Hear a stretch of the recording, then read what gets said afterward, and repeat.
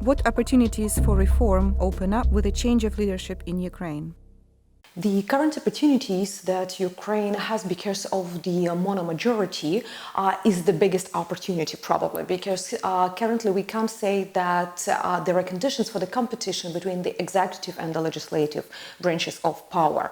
Unfortunately, because this mono-majority is also not very solid and there are too many new people, there are difficult to say how in long-term perspective this majority would work and will they be able to implement reforms that they announced during the election campaign.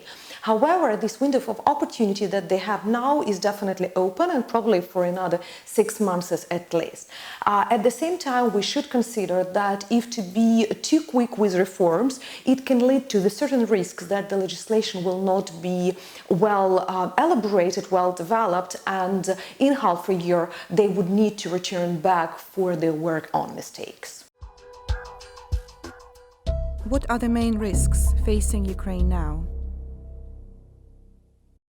The risks that Ukraine faces now are still the same. First of all, it is definitely Russian aggression that destabilizes not only east of Ukraine and Crimea, so being the open aggression in those regions, but the covert operations, the energy and economic bullying of the country, and the huge activities at the international arena where Ukraine needs to invest its time and efforts daily. But at the same time, one of the biggest risks and challenges, it is still corruption for sure, and the reforms that are needed. Not the declarative reforms, but the reforms that really can start the new developments for the customs sphere, for the investments attraction, for the development of the IT sector, and for the development of the military industry.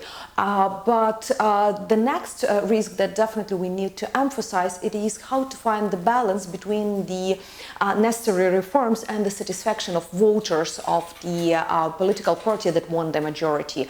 Because the populism, unfortunately, still is among the top risks that can be, and the negative developments because of it are still on the agenda.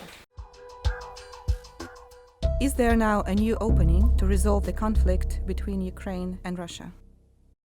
There were expectations that with the new president we should have a new window for opportunities for the Russian-Ukrainian conflict resolution, and these expectations were based on the idea that the president of Russia didn't want to speak with the previous president Poroshenko, and his statements were that we are ready to speak with any new president. So we have a new president, we have a new parliament, the new conditions started to be put on the table of the negotiations, and the Normandy format is postponed and postponed every month.